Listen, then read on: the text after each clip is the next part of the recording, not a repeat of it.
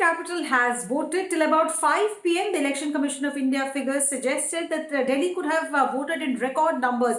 57%, just above 57% was a number by 5 o'clock, but it is expected to revise itself and it could well touch or even cross the 62% mark that was in the last elections. And who are the voters of Delhi really voting for? Well, if you go by the exit poll numbers, it is giving a definitive edge to the Bharatiya Janata Party. So looks like almost 3-decade-long exile of the Bharatiya Janata Party from the national capital is all set to end. If you believe the exit poll numbers, which are giving the Bharatiya Janata Party-led NDA, since JDU and LJP are also fighting these elections in Delhi, it seems that they would comfortably cross the halfway mark. At least that's what the exit poll results are suggesting. Some pollsters have shown a very tight fight between the Aam Aadmi Party and the BJP as far as the vote share goes. But that difference of 1 or 2% in vote share could translate into a lot many seats for the BJP is what these exit pollsters are saying.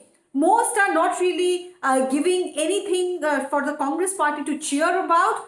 It's either zero by some pollsters or a single or two. One pollster has given Congress 2 seats. Most others are saying 0. 1 or 2 exit pollsters have said that Congress could at least open its khata here in the national capital. So for BJP, the exit poll is definitely bringing in a big cheer from 8 seats in the last elections to comfortably crossing the halfway mark. It's a big turnaround for the Bharatiya Janata Party. Aam Aadmi Party, of course, is not happy with what the exit polls are saying.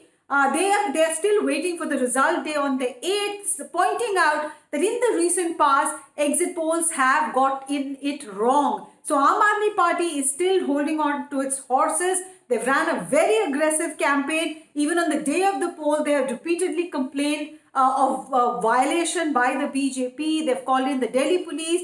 They've called in the Election Commission of India, accused them of being biased. All of that has happened. BJP on its part too has also run a very aggressive campaign. Their top guns, the Prime Minister, the Raksha Mantri, the Home Minister, the BJP National President, they've all hit the ground running here in Delhi. Again and again reminding the Delhi voters about the issues of corruption, issues of excise policy scam, Sheesh Mahal, and also the Aam Aadmi Party's attempt to tell the Delhi voters, especially in the Jhuggi Jhopri clusters, that if BJP is voted to power, then all their freebies, as they call it, or benefits such as free electricity, free water, free bus ride, all of that will be taken away, is what Aam Aadmi Party said. BJP has countered that this time around to say that all those existing schemes will stay, but over and above that, they have promised Delhi a double engine ki sarkar, which means that if it's the same government at the union level and at the state level, then it is easy to coordinate, and therefore Delhi, which is struggling with very bad quality of drinking water,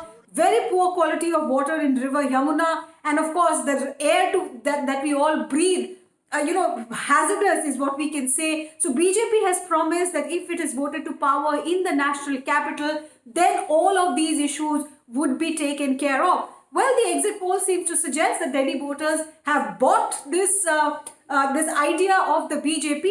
But actually what happens when the EVMs open on the 8th, we'll only then know the exact answer.